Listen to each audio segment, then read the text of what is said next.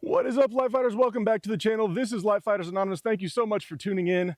As you know, if you watch this channel at all, I have way too much tactical gear and especially bags and backpacks. And I have gotten some questions about some of them. Some of them I love a lot and they're not very new. They're actually really old bags, but I'd still like to give them a fair shake and a shout out or a review or whatever.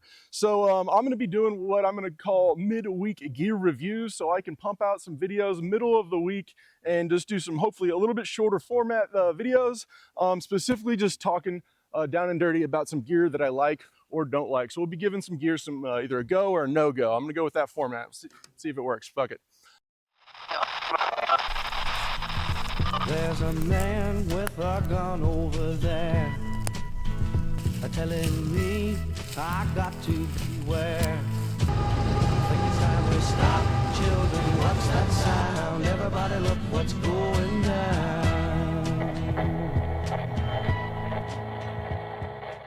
So what I have today here is the Lightfighter RAID II bag. Yes, there is a backpack called the Lightfighter, and of course I own it. It is made by ATS Gear, and it is a backpack that I've had for a very long time.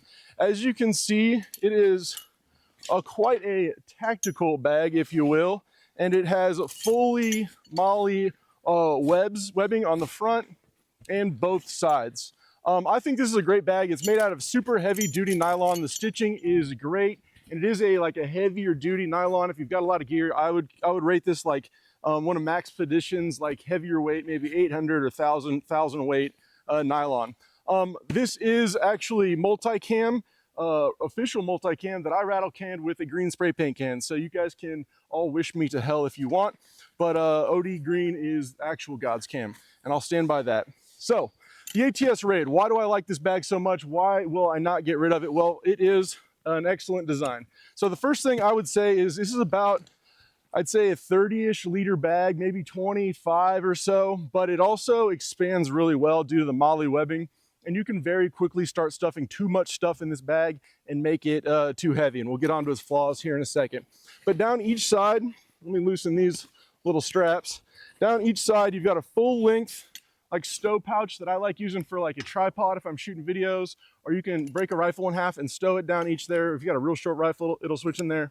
Or just water hydration bladders. They slide really well down there, and then you've got quick access to them. Of course, little top buckle as well, and then cinch straps on, say that 5 times fast, on both sides so you can keep your load nice and secure. Onto the top, now I've got a whole mess of carabiners. Now, if you bear with me here, I'll start undoing them, and I'll try to talk through the clank. Of course, they're all locking carabiners, and they're all locked. But on the top here, you've got just a really good, strong drag handle that is webbed into all the webbing that links down to the side. So again, this is like a bomb-proof bag. You can really just throw this around, beat the shit out of it. And then you also have 3 ports.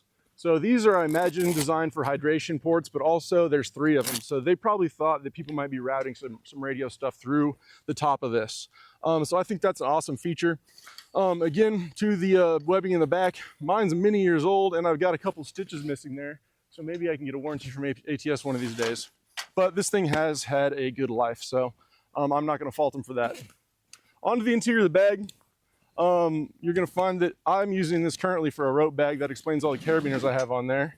And let me just get some of this rope gear out of here. It's not organized, it's just piled in there. But you can see they give you some options for organization. Again, you've got MOLLE webbing on the interior of your zippered flap, and it's fully from the top to bottom. Your very top loops and your bottom loops are actually elastic as well. I find that's a nice feature, especially later when I actually put my carabiners in the bag. I like keeping them on the elastic ones. It just keeps them a little more accessible, I find. Also in here, you'll notice that I've got a frame sheet, and my frame sheet has a sticker on it. It was $14.99 back when I bought it. I've seen now the prices go up, but it is just a piece of plastic with a little stitched in piece of metal reinforcement, and it just adds some rigidity to this bag, side to side, up to down. And I've had it since I bought the bag. I've always used it with the frame sheet. I've never had a problem with it. As well in here, you've got some tie downs. These look like 1-inch webbing tie downs with just some typical plastic hardware, so you can loop loads to the back and then secure them if you've got anything heavy. That does bring me on to the one flaw I think in this bag, is that it is not a rucksack. I'd call this very much more of a backpack. These straps are thin. This might have came with a waist strap originally, but I have long since lost that. And it does have, again, a sternum strap, which I'm surprised I haven't lost. But this bag is very easy to start getting heavy quick. If you pack it like an assault bag and you just pack water and ammunition and some mission essential equipment and maybe a radio and some batteries, quickly you're gonna find yourself with a 35, 45 pound bag in this small strap system, and it begins to get a little tight on the shoulders, from just, I can tell you from experience. I do love this bag overall though. I think it's great. I use it as a rope bag right now. I just stuff all my gear in there. I'm not afraid to tie a rope to it and just huck it down a hill.